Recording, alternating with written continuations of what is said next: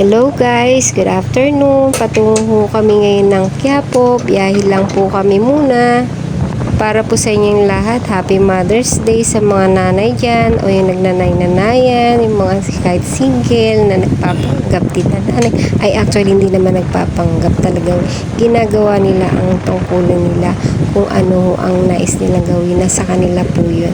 Diyan po muna kayo, babiyahe lang po kami.